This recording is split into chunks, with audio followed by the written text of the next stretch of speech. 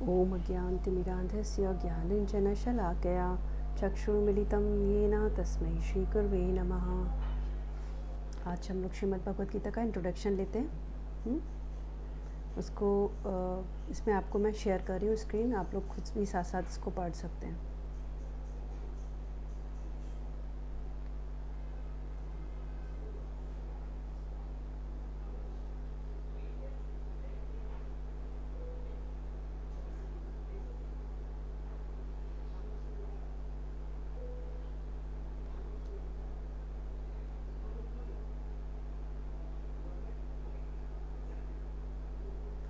अच्छा, हम लोग में से कितने लोग मैक्सिमम लोग जानते होंगे भगवद गीता और भागवत में डिफरेंस?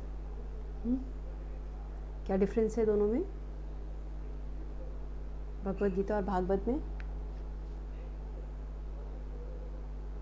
आप लोग की स्क्रीन पे आ गया ये? आ गया। आ गया, ठीक है। तो आप लोगों में से किसी को कोई बताएगा हमको भगवद गीता और भागवत में डिफरेंस क्या है? हम लोग ये कई बार हम लोग डिस्कस कर चुके हैं ना। भागवत में लीलाओं का वर्णन किया गया है, स्टोरीज बताई गई हैं, कहानियां हैं। और भगवद गीता? और भगवत गीता में जी भगवान ने जो अर्जुन से कहा है उस थोड़ा सा और प्रिसाइज कर सकते हैं इसको कैसे? इसमें भागवत जो है उसमें भगवान का एक तरीके से भगवान के जो आवाज भक्त मत हैं, करो। भगवान के भक्त ने जिस तरह से अपना लाइफ में भगवान की इंस्ट्रक्शंस को फॉलो किया है उनके बारे में हम्म स्टोरीज हैं। वो सारी स्टोरीज मीन केवल एक काल्पनिक स्टोरीज नहीं है, मतलब लीलाओं का वर्णन। इमेजनरी नहीं है, वो फैक्ट है, ठीक है। और भगवद हम्म गीता जो है वो भगवान ने डायरेक्ट इंस्ट्रक्शंस दी हैं, ठीक है। हम्म अर्जुन को, यानी अर्जुन जो है एक तरीके से एक रिप्रेजेंटेटिव है ह्यूमन बीइंग का, तो उनको इंडिकेट करते हुए समस्त ह्यूमन बीइंग को, मनुष्य जाति को ये इंस्ट्रक्शंस दिया उन्होंने, ठीक है। ये हम्म है डिफरेंस दोनों में। तो ये मैंने शेयर किया है स्क्रीन पे आप लोगों को। इसमें बता रहे हैं भगवद गीता को हम लोग गीतोपनिषद भी कहते हैं। उपनिषद का अर्थ क्या होता है? उपनिषद, उप मीन किसी अपने से हायर पर्सन, यानी कि हायर पर्सन यानी कि गुरु। क्योंकि आप जैसे देखिए साइंस भी, मटेरियल साइंस में हम लोग फिजिक्स, केमिस्ट्री या मैथमेटिक्स को पढ़ना है हमको, अगर समझना है तो हमको किसी टीचर के पास जाना पड़ता है। स्कूल में एडमिशन लेना होता है ना, या फिर स्कूल में भी क्लासेस में टीचर जो हमको पढ़ाता है, समझाता है जब, तभी हमको समझ में आता है, क्लियर है ना। कोई सोचे कि हम कभी स्कूल ही ना जाएं या कभी टीचर की हमें किसी की ज़रूरत ही नहीं है, हम बुक्स आ जाएं बस मार्केट से, शॉप से हमने ख़रीद लिया और बुक खुद से पढ़ लें, तो पॉसिबल नहीं है कि हम उसको अच्छी तरीके से समझ सकें। वैसे तो हमें गुरु की ज़रूरत होती है। वैसे ही उपनिषद का मतलब है किसी हायर सेल्फ, यानी कि किसी गुरु के पास बैठ करके जो है हायर नॉलेज को गेन करना, ज्ञान को प्राप्त करना, ठीक है। उसे इसीलिए उसको उपनिषद कहते हैं। इसलिए गीता को भी एक गीतोपनिषद कहा गया है। क्यों कहा गया है? क्योंकि इसमें अर्जुन जो है उन्होंने अपने आप को एक तरह से शिष्य के रूप में कंसिडर करते हुए, भगवान को गुरु के रूप में कंसिडर करते हुए उन्होंने क्या किया है? उन्होंने क्वेश्चन करना शुरू किया है। पूरा भगवद गीता भगवान कृष्ण और अर्जुन के आपस के, मीन अर्जुन क्वेश्चन करते हैं, भगवान उसका आंसर करते हैं, इस तरीके से चल रहा है। तो भगवान भगवद गीता में बहुत कुछ हमको बता रहे हैं, स्टार्टिंग से, मीन मनुष्य जीवन जो है किस तरह से हमको जीना चाहिए, मनुष्य जीवन का वास्तविक उद्देश्य क्या है, हमारा मनुष्य जीवन मीन मेरा अपनी आइडेंटिटी क्या है। नॉर्मली हम लोग अपनी आइडेंटिटी जो है कैसा मानते हैं? अपना जो आजकल हम लोग का आधार कार्ड है ना, या फिर ऑफिस में या कॉलेज में, स्कूल में जो आई कार्ड मिलता है उससे हम अपना आइडेंटिटी मानते हैं क्या, कि ये मेरा नाम है, this is my father name, mother name, या मेरे हस्बैंड का नाम ऐसा, या वाइफ का नाम ये है, मेरा रेजिडेंस एरिया मतलब एड्रेस ये है ना, ये कॉन्टैक्ट नंबर है, ये मेरी आइडेंटिटी हो गई। मैं कौन सा मेरा सरनेम क्या है, मेरा किस रिलीजन को बिलोंग करता हूँ, इस तरीके से हम लोग अपना आइडेंटिटी मानते हैं, ठीक है। लेकिन वैदिक स्क्रिप्चर्स में जो आइडेंटिटी है वो जो है आपकी जो रियल आइडेंटिटी है उसके बारे में बात करते हैं, ठीक है। अभी तक हम लोग जो है अपनी एक्सटर्नल आइडेंटिटी के बारे में बात करते थे, जिसे हम लोग कहते हैं मटीरियल आइडेंटिटी। तो मटीरियल यानी कि जो मेरा ये बॉडी है, मेरा शरीर है, ये मुझे किस माता पिता से प्राप्त हुआ, तो इसकी आइडेंटिटी हमें मालूम है। लेकिन क्या हम जानते हैं कि मेरी वास्तविक रियल आइडेंटिटी क्या है? तो हम लोग क्या करते हैं, अभी अब मनुष्य जीवन हम लोगों को मिल गया, सबको मनुष्य शरीर मिला हुआ है, लेकिन हम लोग सोचते हैं मनुष्य शरीर किसके लिए मिला है? केवल एक बहुत अच्छा क्वालिफ़िकेशन गेन कर लिया, उसके बाद अच्छा जॉब ले लिया, है ना? अच्छा जॉब लेने के बाद अपना अपना एक समाज में, एक सोसाइटी में एक अच्छा स्टेटस मेंटेन कर लिया, है ना? या फिर अपने जो भी अपनी कहना चाहिए सुख सुविधाओं की जो ज़रूरतों की ज़रूरत है, जैसे अच्छा फ्लैट होना, अच्छी गाड़ी होना, अच्छे फर्नीचर होना, अच्छा कपड़ा, अच्छा मोबाइल, ये सब कुछ हमको सोचते हैं यही सब कुछ जो है लाइफ है। मनुष्य का पर्पस क्या है? बहुत सारा पैसा कमाना और बहुत ज़्यादा उसको खर्च करना, लेविशली मीन दूसरों को दिखाना कि मेरे पास बहुत पैसा है, मैं कुछ भी खरीद सकता हूँ या कुछ भी मतलब कर सकता हूँ, ऐसा ऐसा हम लोग सोचते हैं। या फिर पैसा बहुत कमाया, अब वीकेंड्स पे चलो थोड़ा सा एंजॉय किया जाए।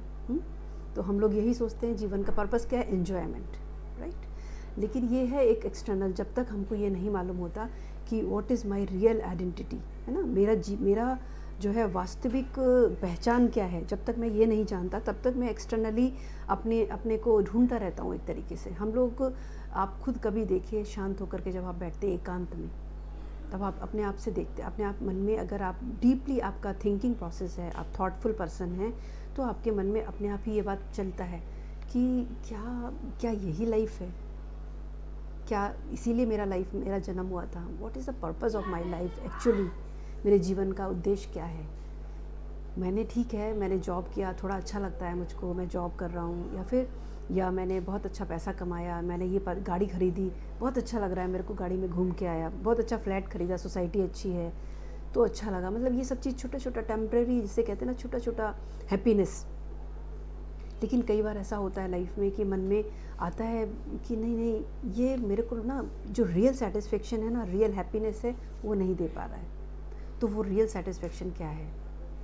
जब हम अपने आप से क्वेश्चन करते हैं तो फिर हम लोग अपने आप से जब क्वेश्चन करते हैं, फिर क्या करते हैं, हम किसी फ्रेंड से गॉसिप करेंगे, किसी फ्रेंड से बात करेंगे, या फिर टीवी चैनल खोल के बैठ जाएंगे, या यूट्यूब पे कुछ देखेंगे, या कोई सीरीज़ मूवीज़ का देखेंगे।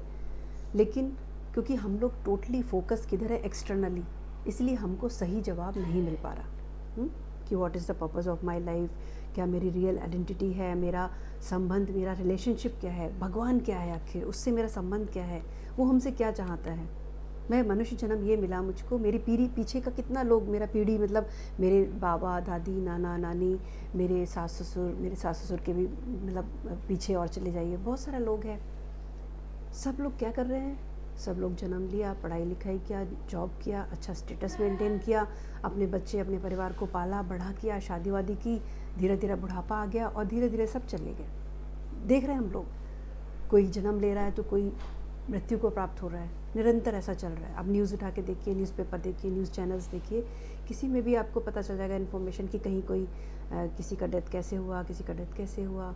या फिर आप हॉस्पिटल्स में देखिए तो डेथ, और कहीं बर्थ हो रहा है, जन्म हो रहा है, तो कहीं मृत्यु हो रहा है। तो ये चल रहा है, कंटिन्यूसली चल रहा है, एवरी मोमेंट। आप अगर रिकॉर्ड स्टैटिस्टिक्स उठा के देखेंगे तो देखेंगे कि एक मोमेंट में कितने जन्म हो रहे हैं, कितनी मृत्यु हो रही है, कंटिन्यूसली चल रहा है ये साइकिल। तो क्या यही जीवन है?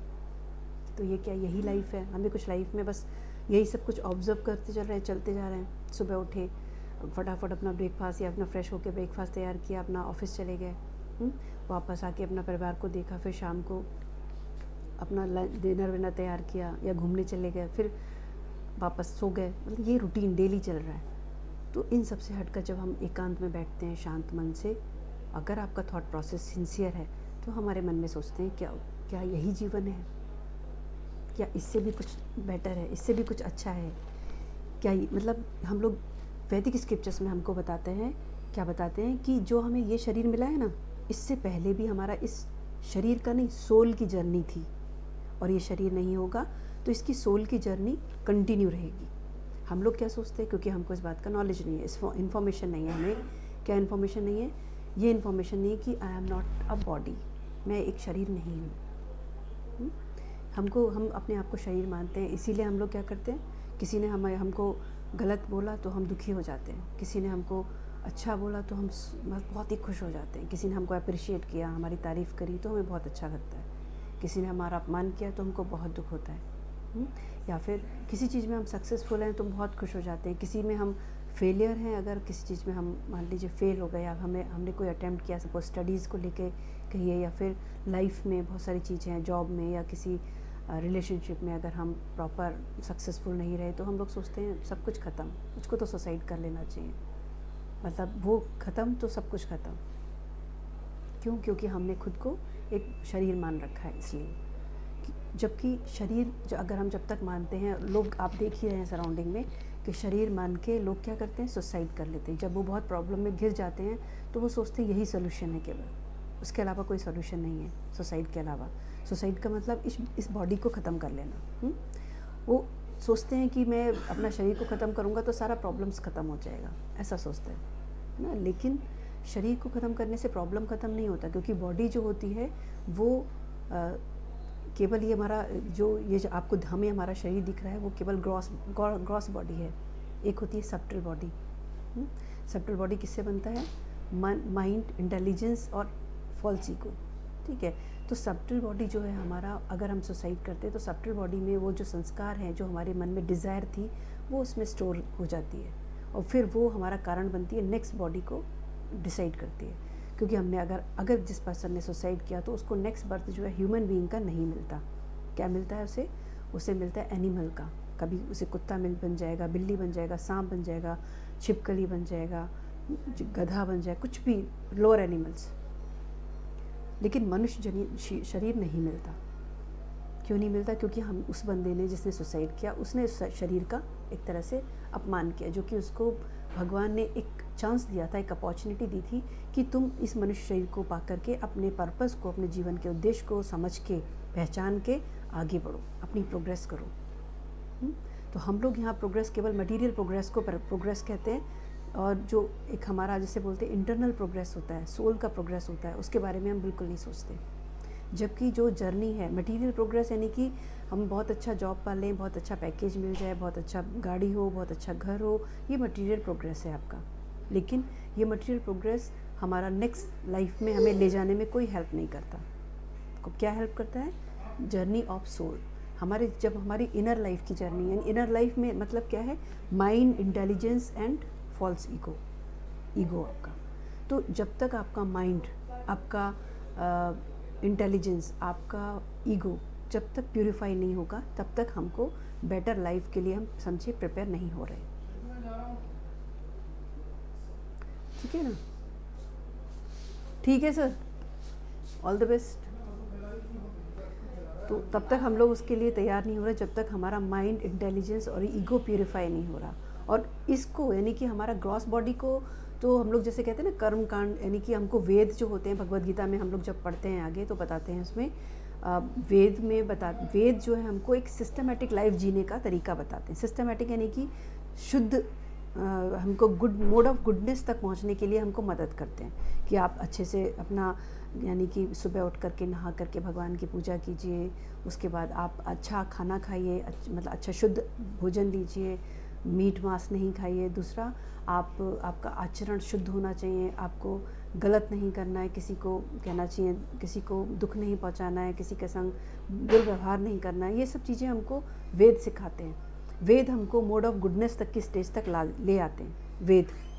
ठीक है, लेकिन वेदांत का मतलब, वेद का मतलब है हमको मोड ऑफ गुडनेस के लेवल तक उठाते हैं। कहाँ से 3 स्टेजेस होती हैं? Mode of ignorance, mode of passion and mode of goodness.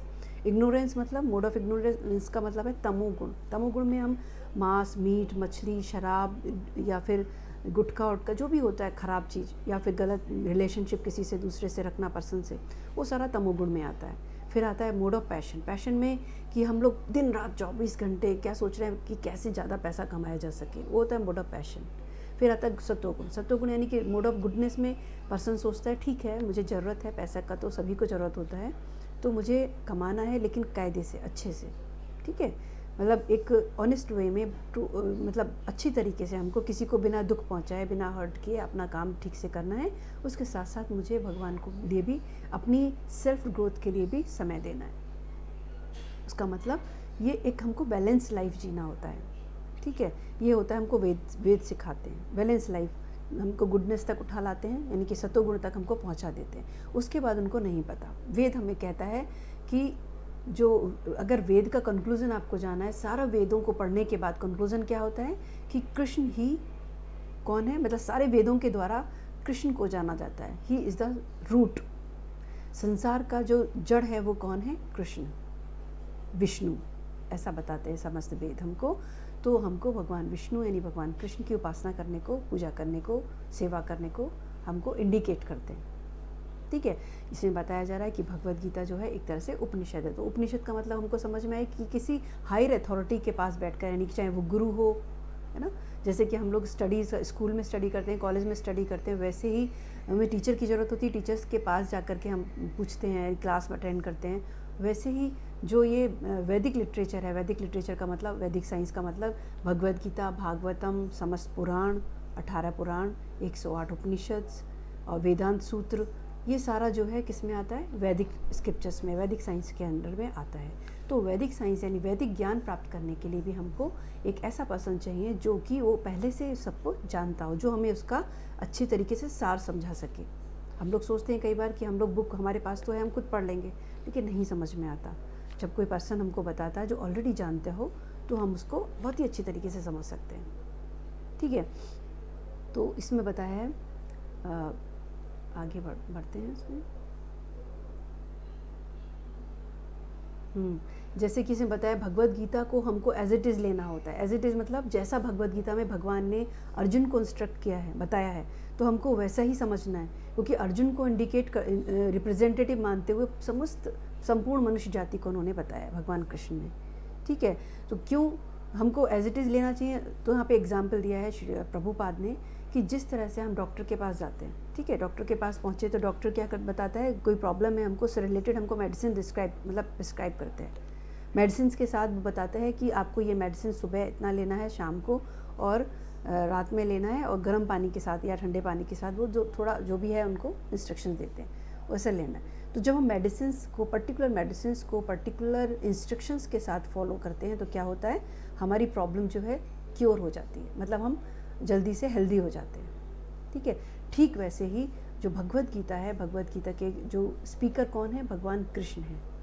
उन्होंने इसको अर्जुन को इंस्ट्रक्ट किया है, तो हम जब तक हम उसको एज इट इज़ नहीं लेंगे अपनी लाइफ में, तब तक हम उसकी कहना चाहिए, उसके तत्व को, उसके एसेंस को हम नहीं समझ पाएंगे। क्योंकि भगवद गीता आप ये भी कह सकते हैं एक तरीके से कि this is the manual of life, human life, manual of human life. क्योंकि मनुष्य जीवन में बहुत सारी प्रॉब्लम्स आती हैं, हर प्रॉब्लम का हर स्टेप पे इसमें सोल्यूशन दिया गया है। हर स्टेप, कोई भी सिचुएशन आपके लाइफ में है, हर सिचुएशन का इसमें डिस्क्रिप्शन दिया है कि किस तरीके से उस सिचुएशन से ओवरकम होना है।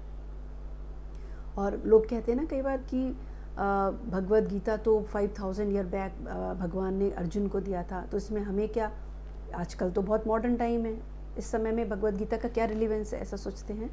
लेकिन भगवद गीता जो है वो एक बुक या नॉवल नहीं है, या भागवतम।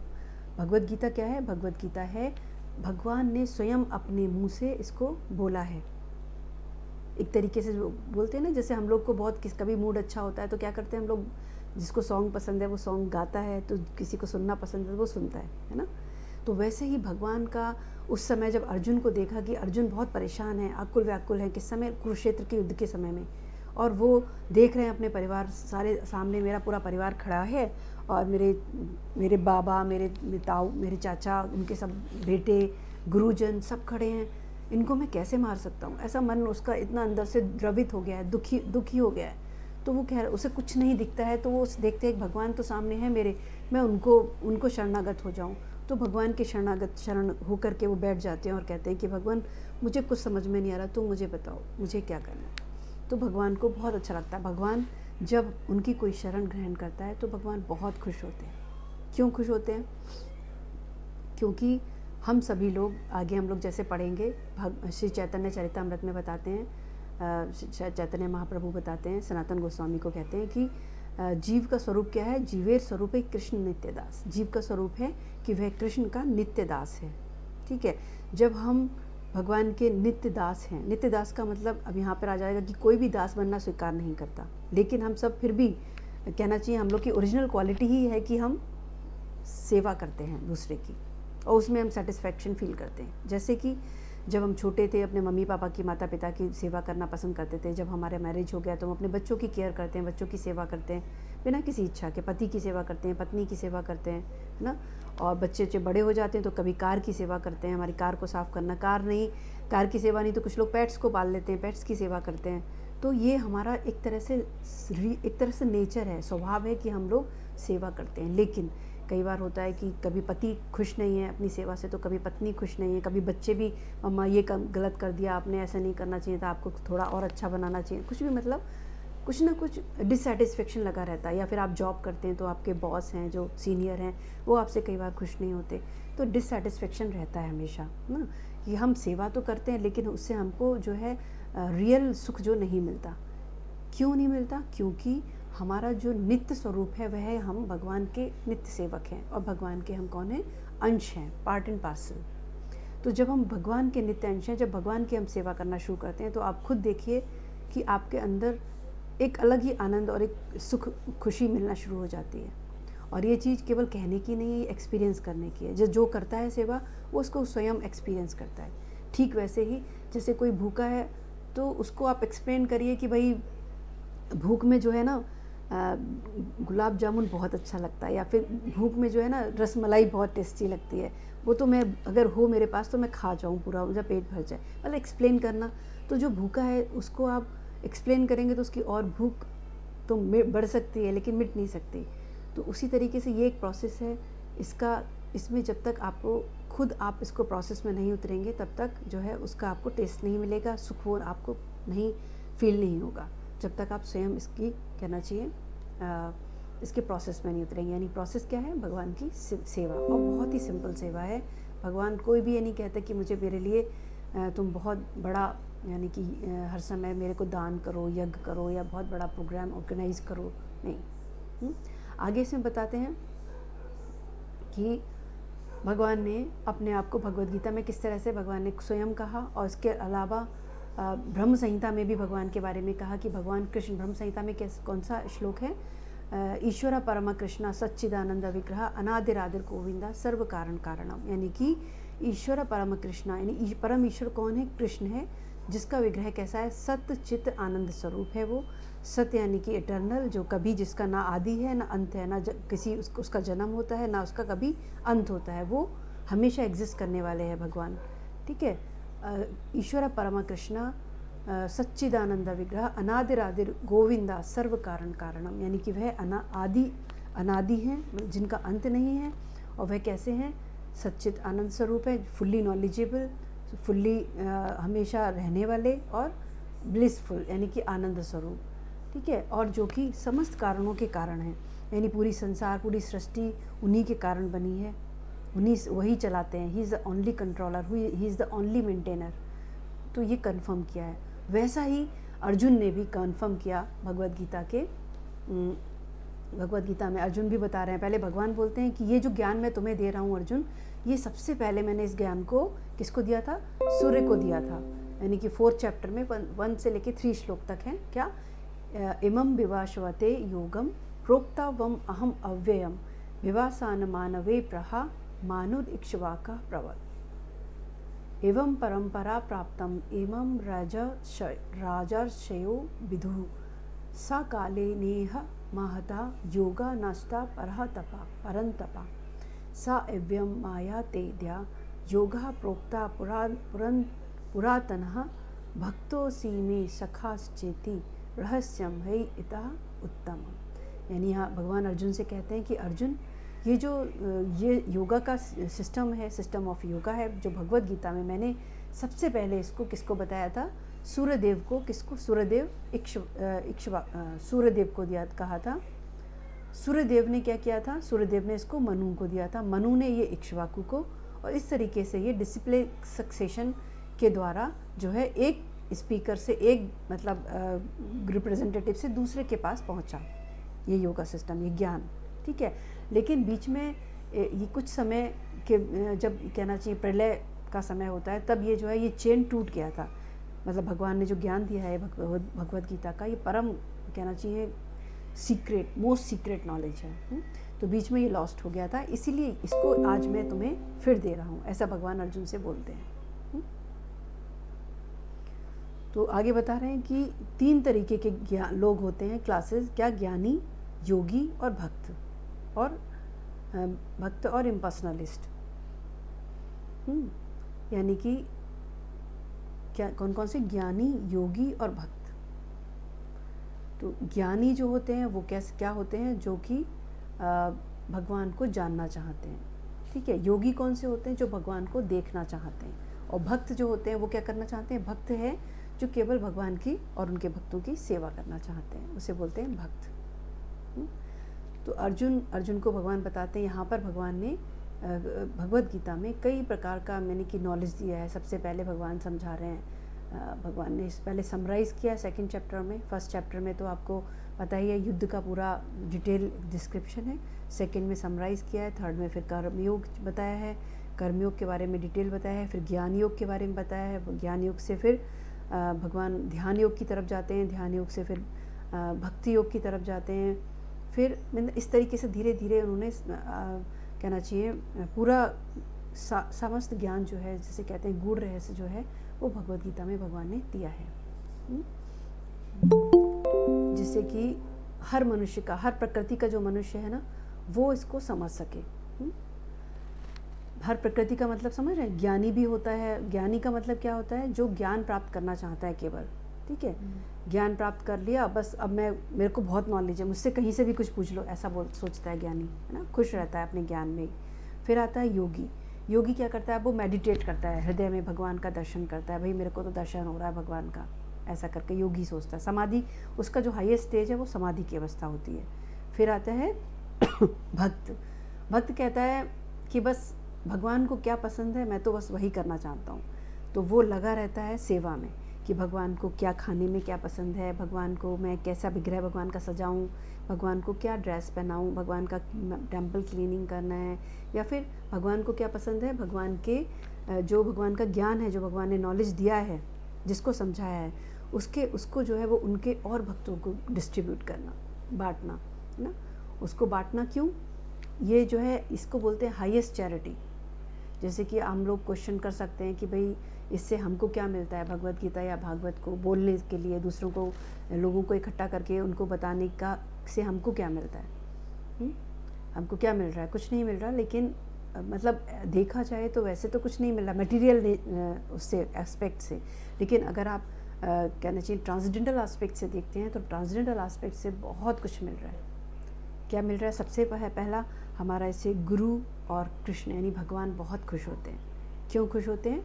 क्योंकि वो देख रहे हैं संसार में जितनी सोल्स हैं वो सभी किसी न किसी कारणवश दुखी हैं, परेशान हैं, ना। कई बार हम लोग सोचते हैं कि नहीं मैं तो परेशान नहीं, मैं तो बहुत खुश हूँ, मुझे अपने जीवन में सब कुछ, मेरे पास सब कुछ अवेलेबल है, मुझे किसी चीज़ का दुख नहीं है ना, ऐसा सोचते हैं। लेकिन कहीं ना कहीं हमको परेशानी घेर लेती है, कभी हेल्थ से रिलेटेड, कभी मतलब किसी कोई हमें कुछ बोल रहा है उससे रिलेटेड। इसको बोलते हैं आध्यात्मिक कलेश, आधि भौतिक कलेश और आधि दैविक कलेश। तो ये तीनों तापों से मनुष्य कहीं ना कहीं कभी ना कभी घिरा रहता है। हम लोग ये नहीं कह सकते कि कोई भी, यानी कि आप देख लो प्राइम मिनिस्टर क्या, हाईएस्ट राष्ट्रपति से लेकर के आप छोटे से एक बच्चे को भी देख लो, जब तक बच्चा समझदार नहीं है तब तक वो डिपेंड है पेरेंट्स पे, तब तक नहीं कह सकते। लेकिन उससे पहले तक, उसके बाद से, यानी कि जब जैसे उसको समझ आना शुरू होता है बच्चे को भी, उसको देख लीजिए यहाँ से लेकर के पूरा कोई ना कोई किसी ना किसी प्रॉब्लम में वो जूझता रहता है, प्रॉब्लम से। ये तो रहा हम लोग का मनुष्य की बात। लेकिन अब बाकी लिविंग एंटिटीज़ की देखिए, हर लिविंग एंटिटी जो है डरी होती है। उसे किस चीज़ का भय होता है? जैसे कि आप चींटी लो, मच्छर लो, कुत्ता लो, बिल्ली लो, हाथी, मतलब कोई भी जानवर, या फिर चिड़िया। आप देखो, चिड़िया को आप देखते हो ना, कहीं कभी आपने ऑब्जर्व किया होगा कि वो खाते खाते इधर उधर देखते हैं, कितनी जल्दी, बहुत क्विकली उनका मतलब ऐसे करके घुमाते फटाफट, फिर लेते हैं, फिर ऐसे। उसका मतलब क्या होता है? उसका रीज़न क्या होता है? रीज़न ये होता है कि वो इतना भयभीत होते हैं, इतना डरे होते हैं कि उन्हें कोई आके पकड़ ना ले, वो कहीं से कोई मार तो नहीं रहा है, वो उन्हें ठीक से वो खाना भी नहीं खा पाते। यानी कि हर जीव, हर योनि, हर स्पीसीज़ जो है वो कैसे है? वो भय से, भय मतलब भयभीत है। क्यों? क्योंकि उसको मृत्यु का भय है। वैसे ही हम मनुष्य, हम लोग को भी किसी को नहीं पता कि हमारा मृत्यु कब हमारा समय आने वाला है ना। तो ये सेंस ही जागृत होना बहुत ही इम्पोर्टेंट है। दूसरा, तभी मनुष्य, भगवान बताते हैं किसी भी योनि में, चाहे वो आप पशु की योनि ले लीजिए या पक्षियों की योनि ले लीजिए, प्लांट्स ले लीजिए, मनुष्य से हटकर के जो भी जीव है, लिविंग एंटिटी है ना, वो सभी अपना जीवन के लिए कुछ भी इम्प्रूवमेंट नहीं कर सकते। कि वो सोचे कि अरे मैं इस स्थिति में जो हूँ उस स्थिति से बेटर स्टेज को प्राप्त करूँ, मतलब अपनी स्थिति सुधार लूँ, तो उनके पास ऐसा कुछ भी साधन नहीं है कि वो अपनी स्थिति सुधार सकें। लेकिन केवल एक मनुष्य जो स्पीसीज ह्यूमन बीइंग, यानी कि ह्यूमन बीइंग सब सारी लिविंग एंटिटीज़ में बोलते हैं मोस्ट क्वालिफाइड और बेस्ट लिविंग एंटिटी है, जो कि चाहे तो अपना जीवन एक देव यानी कि देवता लेवल तक बढ़ा सकता है, अपना देवता लेवल यानी कि अच्छे कर्म करते हुए वह अपना जीवन को स्वर्ग, ये कहते हैं ना कि स्वर्ग भी आपको बहुत सारा कहना चाहिए पदवी होती है, जैसे जैसे हम कर्म करते हैं उसके कारण हमको बेस्ट प्लैनेट पे भेजा जाता है। स्वर्ग लोग बोल सकते हैं, बहुत सारे लोग हैं, प्लैनेट्स हैं, या फिर बहुत अच्छी स्थिति है लाइफ संसार में भी, जो कि अच्छे अच्छे कर्म करते हैं उनको सही अच्छा घर मिलना, अच्छा सारी फैसिलिटीज़ मिलना, उसके अकॉर्डिंग मिलता जाता है, ठीक है। लेकिन फिर भी हर स्थिति में मनुष्य यानी कि धरती पे जब तक हमने हैं तब तक हमारे जीवन में एक भय का माहौल बना रहता है। लेकिन जो जीव भगवान की शरणागति लेता है, ग्रहण करता है, केवल वही कहना चाहिए पूरी तरह से सुखी हो पाता है और पूरी तरह से निर्भय यानी कि बिना किसी डर के रह सकता है। बाकी कोई भी लिविंग एंटिटी निर्भय नहीं रह सकती, फियरलेस नहीं हो सकती। तो भगवान ने बताया ये जो ज्ञान है उन्होंने ऐसे परंपरागत दिया, उसके बाद भी कुछ समय ये ज्ञान जो है लुप्त हो गया, लेकिन फिर उन्होंने अर्जुन को ये दिया। लेकिन ये हर मोमेंट हर समय में यानी कि सतयुग, त्रेता युग, द्वापर युग या कलयुग, ऐसा नहीं सोचना है ये तो द्वापर युग का समय का ज्ञान था, आज उसका क्या रेलिवेंस है। आप अगर कभी भी डीपली अगर सोचते हैं या थॉटफुल किसी भी चीज़ को सिंसियरली सोचते हैं तो आप देखेंगे कि भगवत गीता में हर प्रॉब्लम का सलूशन आपको मिल जाएगा। बस हमको एक देखने का एक विज़न ऑफ मतलब एंगल ऑफ विज़न अपना केवल सही करना है तो हमको उसे मिल जाएगा। ऐसे आगे बताते हैं इसमें अर्जुन फिर एक्सेप्ट करते हैं भगवान को कि भगवान ने जब उनको पूरा ज्ञान दे दिया भगवत गीता के फॉर्म में, तो अर्जुन ने एक्सेप्ट किया कि अर्जुन बोलते हैं कि भगवान अब मैं तुम्हें जो तुमने मुझे गूढ़ रहस्य दिया उसके माध्यम से मैं समझ पाया हूँ तुमको। अब ये श्लोक बोल रहे हैं अर्जुन भगवान से 10 चैप्टर में 12 श्लोक से लेके 14 श्लोक में।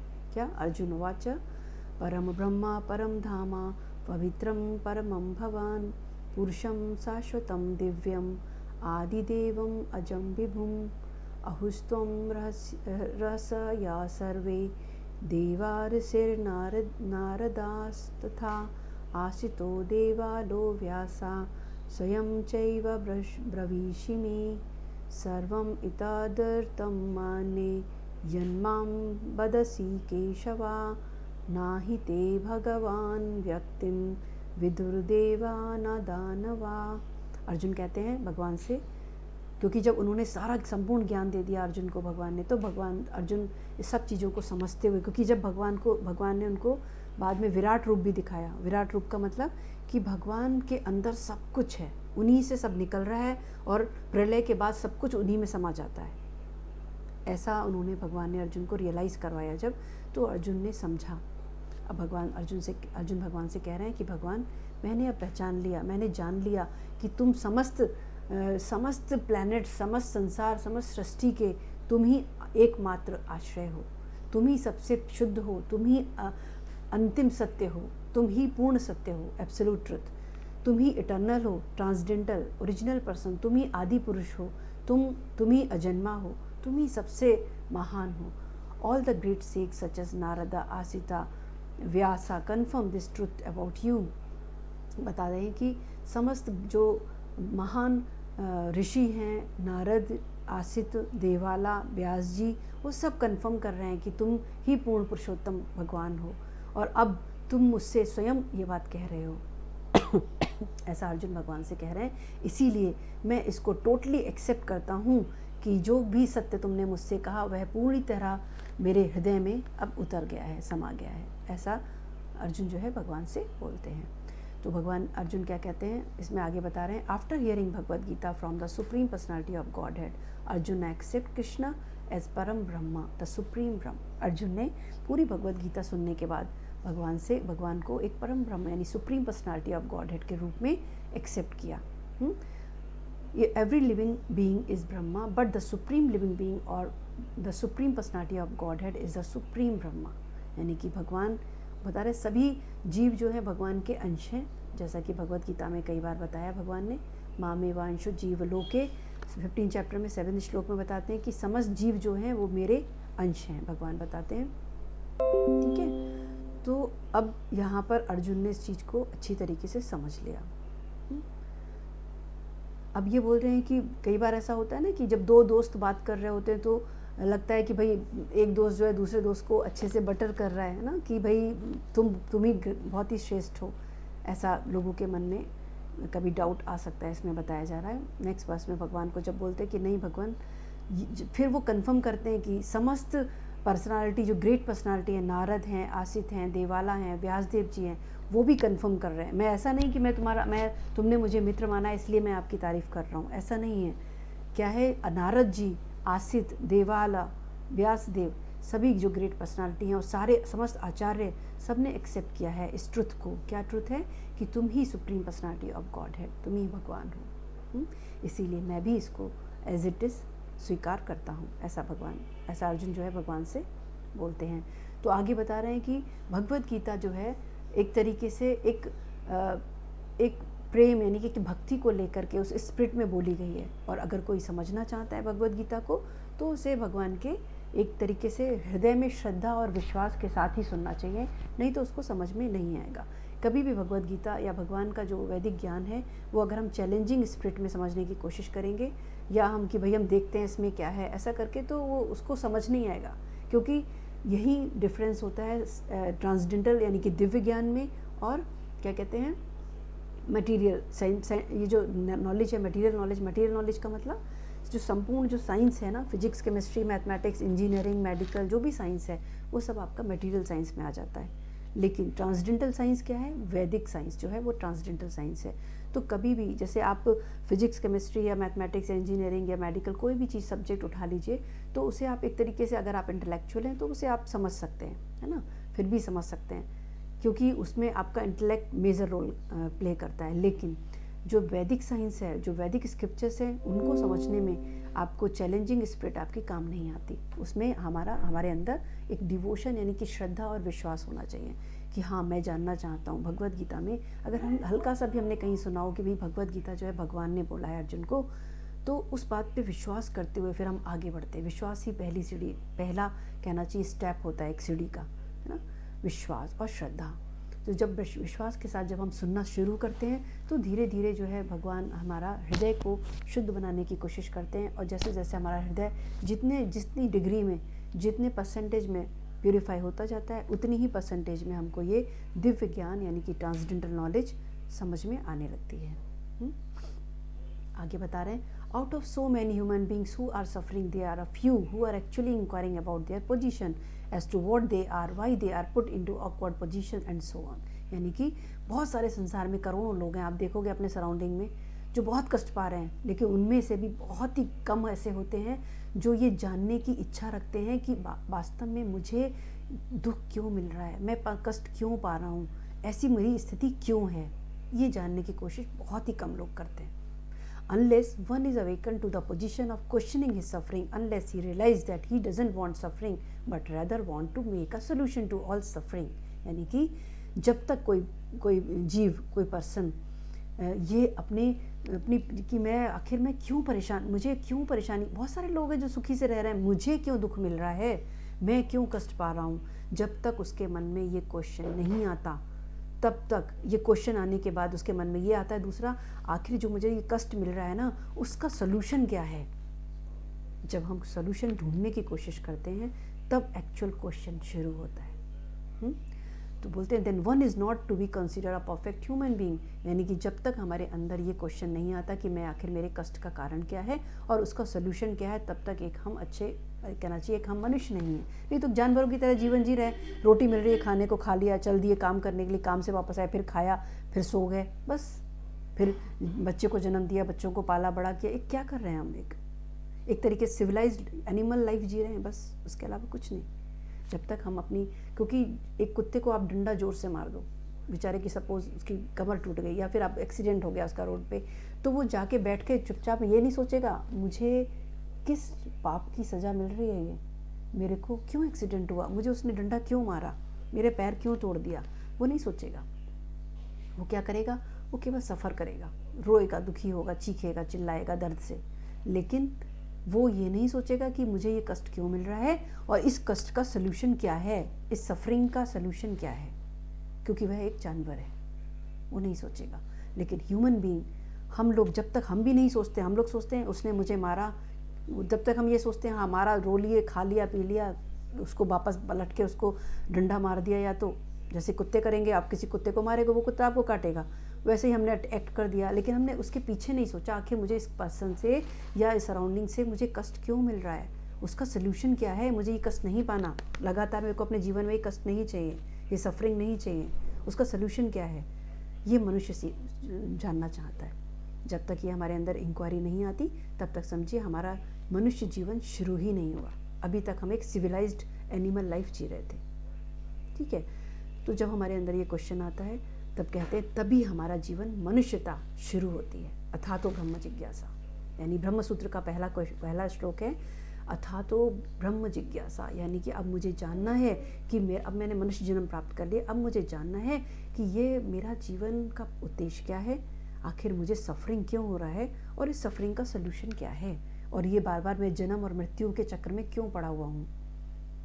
कब मैं ऐसा जीवन पाऊंगा जिसमें ना मेरे पास बुढ़ापा आएगा, ना मेरे को कोई बीमारी होगी, और मैं हमेशा हैप्पी लाइफ जीऊँगा, खुश जीवन, चारों तरफ ही खुशी खुशी होगी, आनंद ही आनंद होगा।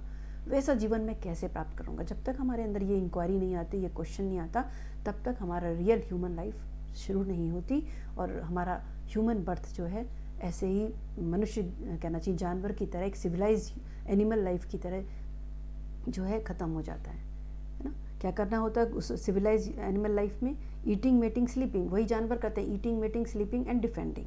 तो वही हम लोग कर करके अपना जीवन ख़त्म कर देते हैं एक बार, और बुजुर्ग होके, कई लोग बुजुर्ग होके भी जाते हैं, कई लोग कभी भी चले जाते हैं, है ना।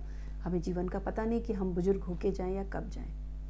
तो जो रियल इंटेलिजेंट पर्सन है वो क्या सोचता है? वो सोचता है ये चारों तरफ जो मुझे सफरिंग दिख रहा है ना, कुछ लोग होते हैं ना कि जो अपनी लाइफ में एक्सपीरियंस करते हैं तब वो सीखते हैं, कुछ लोग होते हैं दूसरों का देख करके, प्रॉब्लम को देखकर समझ जाते हैं कि नहीं मुझे ऐसा नहीं करना है, मेरी लाइफ में भी ऐसा हो सकता है फिर, है ना। कुछ लोग होते हैं दूसरा का लाइफ से एग्जाम्पल से सीख लेते हैं, कुछ लोग होते हैं अपनी लाइफ में एक्सपीरियंस करके सीखते हैं, कुछ लोग ऐसे होते हैं जो लाइफ में बार बार एक्सपीरियंस करके भी नहीं सीखते, बार बार दुख उठा रहे हैं, फिर खुशी मना रहे हैं, फिर दुख उठा रहे हैं, फिर खुशी मना रहे हैं, छोटा सा मौका मिला खुशी का, खुशी मनाने चल दिए, फिर दुख मिला तो हाय हाय चीख रहे हैं, फिर थोड़ा सा खुशी का मौका मिला, फिर खुशी मना लिया, फिर थोड़ा देर बाद दुख का माहौल मिला, फिर बुरी तरह से चीख चीख के रो लिए। लेकिन वो ये नहीं सोचते आखिर ये चेंजेस क्यों, कभी सुख मिल रहा है तो मुझे कभी दुख मिल रहा है। तो वो जो स्टोरीज़ हैं, मूवीज़ हैं, देख के सीख लेते हैं, अरे हाँ भाई सुख दुख तो जीवन है, उसी में जी रहे हैं। लेकिन एक इंटेलिजेंट पर्सन जो होता है वो सोल्यूशन ढूंढता है कि आखिर ये ओल्ड एज क्यों आता है, आखिर बीमारियां क्यों हो रही हैं, मैं बहुत ही अच्छा जीवन जी रहा हूँ, हेल्दी लाइफ, फिर भी बीमारी क्यों आ जाती है, या फिर मृत्यु, बहुत सारे मेडिकल एडवांसमेंट आ गया है, लेकिन फिर भी अल्टीमेटली जब हमको, मतलब जब समय आता है तो कोई भी मृत्यु से बच नहीं सकता। यानी हर किसी को हम देखते आ रहे हैं पीछे अपने जीवन में कि बहुत लोग डेथ उनका हो चुका है, और बहुत सारे लोग जन्म भी लेते हैं, बार बार जन्म भी ले रहे हैं, सब लोग जन्म भी बहुत हो रहे हैं, मृत्यु भी बहुत हो रही है, ओल्ड एज भी आ रही है, बीमारी भी हो रही है। तो आखिर इन सब का सोल्यूशन क्या है, इन सबको स्टॉप करने का क्या सोल्यूशन है? तो वो हमको बताता है वैदिक स्क्रिप्चर्स। क्या सोल्यूशन है उसका, कि हम एवर हैप्पी लाइफ कैसे जी सकते हैं, हमेशा कंटेंट जिसे बोलते हैं ना हम लोग, एक बोलते हैं एक ब्लिसफुल लाइफ को कैसे जी सकते हैं, उसका हमको सारा डिटेल हमको भगवत गीता और भागवत बताते हैं। जो सिंसियर सीकर होते हैं, जो सिंसियर पर्सन होते हैं, जो कि सिंसियर इंक्वायरी करके ये जानना चाहते हैं, उसके लिए भगवत गीता और भागवत में पूर्ण नॉलेज है, पूर्ण ज्ञान है। ठीक है, आगे बहुत और भी कुछ है, आज मैं इधर ही स्टॉप करती हूँ क्योंकि काफ़ी हो गया। आप लोग का कोई क्वेश्चन है तो बताइए। ये मैंने एक जो छोटा सा एक ब्रीफ इंट्रोडक्शन दिया था भगवत गीता का आप लोगों को। तो अगर कोई आपके मन में कोई डाउट, कुछ कहना हो, कमेंट्स या कोई क्वेश्चन, तो आप बोल सकते हैं। हरे कृष्णा। हरे कृष्णा। Yes, ma'am. बताइए मैम, कोई क्वेश्चन है?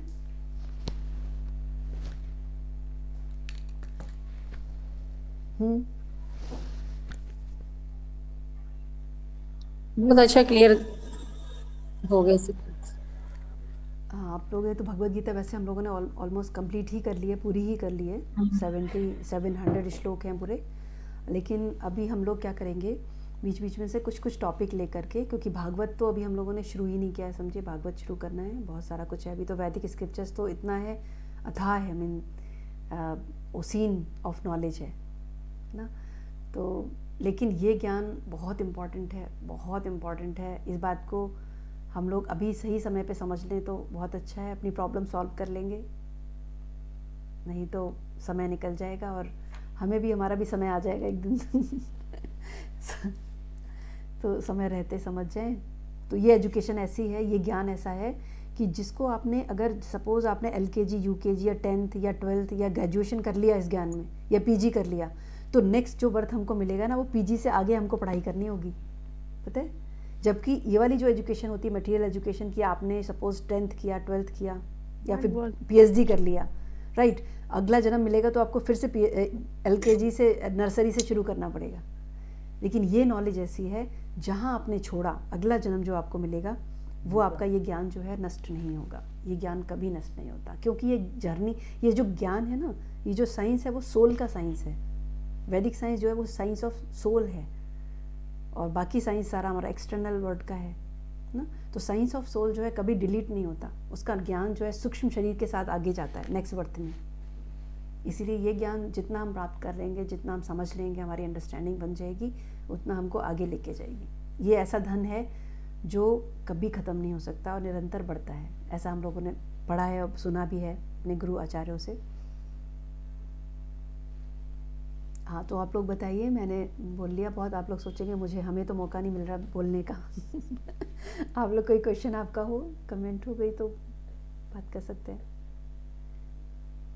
बताइए। कोई तो बोलिए, सुना था सबने कि नहीं? सुना था, बहुत अच्छा।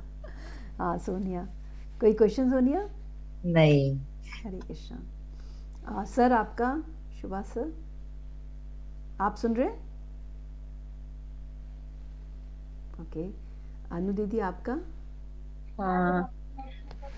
शिल्पी, तुम इस तरह से समझाती हो, इस तरह से उस किसी भी टॉपिक को लेके बताती हो ना, कि सवाल किसी के अंदर बचेगा ही नहीं। बहुत नहीं, अच्छा करके बताती हो ना, तो जो भी चीजें होती हैं मन में, वो सारा सॉल्यूशन जो है वो तुम्हारे उससे मिल जाता है। बहुत अच्छा समझाते हो, इसलिए अब सारे सवालों के जवाब तुम्हारे बोलने में ही, तुम जो बताती हो उसी में ही मिल जाते हैं। तो क्या होगा, कोई सवाल रह ही नहीं जाता है फिर। समझाती इतना अच्छा हो, बताती इतना अच्छा हो, और सही हम कह तो रहे हैं सोचते दीदी। हैं कि हम तो ये तरसते ही रहते हैं कि तुम किसी तरह बरेली आओ, तो साथ में बैठ के कम से कम कुछ नहीं तो 8-10 दिन तो बिताए जाएं, जो बैठ करके चर्चा हो बढ़िया करके, है इस ना। बार तो तो वो आए, तो हमें लगता है इस जन्म में संभव नहीं नहीं है। नहीं, इस बार आए तो थे 4-5 तुम्हारे साथ days। लंबा वक्त, हाँ, मैंने है ना। कहा गौरी की बहन भी ऐसा ऐसा काम नहीं है, वो भी बहुत अच्छा बोलती है। हाँ, वही तो मैं कह रही हूँ, बहुत अच्छा बोलती है, बहुत अच्छा समझाती है वो। तो मन करता है ना कि ज्यादा टाइम मेरे पास यहाँ बरेली में आए, मेरे साथ रहे। आखिर बहन किसकी, आपकी है? हाँ, मेरी बहन है ये। इसीलिए बोल रही हूँ इसको गौरी, मैं। जया मैम से भी पूछो उनको कैसा लगा फर्स्ट डे आज। हाँ, किसको? जया, आपको कैसा लगा? हेलो, हाँ जी मैम, बहुत ही अच्छा। अभी आगे में मैं अभी आपकी क्लासेस कंटिन्यू करूँगी। मुझे आज तो बहुत अच्छा लगा। आपको समझ आया? कोई मन में क्वेश्चन, हाँ जी डाउट? मैम। नहीं नहीं मैम। ओके, आपको ईशा, आपका कोई क्वेश्चन? नहीं, आपकी एक्सप्लेनेशन तो इज सुपर्ब, बहुत यस ही यस अच्छा यस। एक्सप्लेन करते हो आप। It is true. जैसा कि आपकी सिस्टर है शायद ये, जैसा कि वो बोल रहे हैं कि आप इतना अच्छा एक्सप्लेन करते हो कि मन में डाउट आना तो पॉसिबल ही नहीं है। वो मतलब बिल्कुल सही बोल रहे हैं। ये बचपन से ये सब करती आ रही है ना लड़की, इसलिए। हाँ एक्चुअली अभी क्या होता है ना, ये जैसे हमने पॉइंट लिया था ना कि हम लोग सोचें ट्रांसजेंडर जो नॉलेज है, ज्ञान है, वो हम लोग स्वयं से सीख सकते हैं, ऐसा नहीं है पॉसिबल। मैं बचपन से मेरे को इसके प्रति बहुत अट्रैक्शन था और करती थी, स्टडी बचपन भी से ही करती था। थी। और लेकिन जो क्लैरिटी कहते हैं ना, एक भगवान की कृपा और गुरु और भगवान की कृपा से जो आती है ना, वो अपने आप से नहीं आती, उनकी नहीं, कृपा से ही। टू बी वेरी फ्रैंक, अगर मैं बोलूं तो इस फील्ड में मैं बिल्कुल मतलब अभी जीरो से स्टार्ट कर रही हूँ। मुझे ये पता है कि दिया कैसे जलाना, बाकी मुझे नॉलेज तो जीरो है इस मामले में। बट उस दिन ही जब मैंने आपके पहला ही वो सुना था, जो आप समझा रहे थे, तब तो मैं भी इतनी अट्रैक्ट हो गई कि मुझे लगा कि मुझे आपको बोलना चाहिए कि मैं भी ये ग्रुप ज्वाइन करूंगी, क्योंकि आपकी एक्सप्लेनेशन ही इतनी थी, सिंपल एक्सप्लेनेशन, कोई इतना कॉम्प्लेक्स नहीं। तो अच्छा लगा, जुड़ेंगे आपके साथ, जुड़े रहेंगे। हाँ हाँ, बिल्कुल। जुड़ते चलो रहो कुछ तो ज्ञान बहुत हम कुछ भी प्राप्त कर ले। नहीं बिल्कुल, एक्चुअली हम चाहती है कि कोई कोई सारे जुड़ जाए, नहीं हाँ चाहती। हाँ हाँ। नहीं, एक्चुअली क्या है ना, पता है, ज्ञान तो जैसे हम लोगों ने अभी डिस्कस किया था ना कि भगवान बोलते हैं भगवद गीता में भी 15 चैप्टर में 7th श्लोक में बोलते हैं, मामे वांशो जीव लोके, यानी कि भगवान कह रहा है कि समस्त जीव जो है मेरे अंश हैं, है ना। सारे जीव भगवान के अंश हैं, मतलब उनका जो भगवान का जो स्वभाव है वो है सत चित आनंद स्वरूप। तो सत मतलब इटर्नल, इटर्नल यानी कि हम सोल जो है हम इटर्नल हैं, हमारा नाम कभी मृत्यु हो सकता, कोई हमको मतलब सोल का ना कभी मृत्यु है, ना सोल का कोई जला सकता, ना कोई मार सकता, सोल जो इटर्नल है। सत यानी कि सत हो गया। राइट। चित मतलब है नॉलेज, फुल ऑफ नॉलेज, हम लोग सभी फुल ऑफ नॉलेज है, जानते हैं। हम लोग हाँ ऐसा जी। सोच नहीं सकते कि हम जीरो हैं, जानते हैं, आप फुल ऑफ नॉलेज हो। नहीं, लेकिन ठीक। डिफरेंस कहाँ पर आता है? डिफरेंस है कि जब आप, जैसे कि आपने कभी पुराना कभी गांव में अपने गए होगे, अगर कोई आपका विलेज टाइप होगा, उसमें हैंडपंप आपने देखा होगा, हैंडपंप होता है। हाँ जी हाँ तो जी। कई बार पानी उसमें उतर जाता है, तो उसे ऊपर से जब पानी डालते हैं ना, तो वो ऊपर फ्लो कर वो ऊपर। फिर वापस, बिल्कुल बिल्कुल। ठीक वैसे ही जब हम भगवत गीता या भागवत का ये संग अटेंड करते हैं, एसोसिएशन अटेंड करते हैं, तो वो ज्ञान हमारा जो है ना ऑलरेडी है हमारे अंदर, भगवान के प्रति जो प्रेम है वो ऑलरेडी है, लेकिन वो एकदम ढका हुआ है, वो ढका हुआ है। बिल्कुल। उसके ऊपर से बस हमको डस्ट क्लीन करना है। डस्ट क्लीन कैसे करते हैं? डस्ट क्लीन करने के लिए प्रोसेस यही है कि हमको बार बार ऐसा संग लेना है, ऐसा एसोसिएशन लेना है जिसमें कि हमको भगवान के बारे में बार बार सुनने को मिले। और जब भगवान के बारे में, भगवान की गुण लीला और उनके कहना चाहिए अवतार, इनके बारे में जब हम बात करते हैं, तो जो है बार बार डिस्कस करते हैं, उतना ही ज़्यादा हमारा मन, हमारा बुद्धि, हमारा सूक्ष्म शरीर जो है प्यूरिफाई होना शुरू हो जाता है। और जैसे जैसे वो प्यूरिफाई होगा, जिस डिग्री में प्यूरिफाई होगा, उस डिग्री में हमें वो ज्ञान मिलता रहेगा, वो ज्ञान जो है बढ़ता रहेगा। बिल्कुल। अरे गौरी, हाँ। कल जो है बहुत लोग तुमको सुनना चाहते हैं, तो 2:30 बजे क्या तुम फ्री हो? 2:30 से 3:30, वही मतलब 3:30 ठीक है, तक ठीक है। है। ठीक हाँ, है। तो कई बार हम तुमसे कह चुके हैं, तुम बोलते हो टाइम हाँ, नहीं है दीदी। सैटरडे को, हाँ कई बार पता ही नहीं चलता सैटरडे कहाँ चला जाता है, बिजी शेड्यूल हो जाता है सैटरडे में। ठीक है ठीक है, आप। तो कल कल हाँ प्लीज कल क्लास ले लो, बहुत लोग आएंगे यहाँ पे और तुमको ठीक है। सुनना चाहते हैं, ठीक है। हाँ गौरी हाँ। मैं लीड कर रही हूँ, ठीक है। Okay okay. बाय, हरे कृष्णा। हरे कृष्णा। ठीक है, और आपका कुछ क्वेश्चन है? आपने बिल्कुल शांत बैठे हो। या Tarun Yadav. Hare Krishna. Hare Krishna. Yes ma'am. Sir भी शांत हाँ। बैठे, सर लगता है सुनते सुनते सो गए। सब कोई है उनके पास। अच्छा अच्छा, कोई बात नहीं। हाँ मैम, आप कुछ मैं बोल रहे थे? सविता, सविता हूँ अच्छा मैं। हाँ, आप तरुण बताइए। यादव है ना, वो हस्बैंड का ठीक नाम है। ठीक ठीक ठीक, ओके ओके। हाँ। हाँ बताइए। नहीं, अभी कोई क्वेश्चन नहीं है। चलिए कोई बात नहीं। ठीक थैंक है, यू। फिर हम लोग इसे एंड करते हैं मीटिंग को, ठीक है, फिर मिलते हैं नेक्स्ट।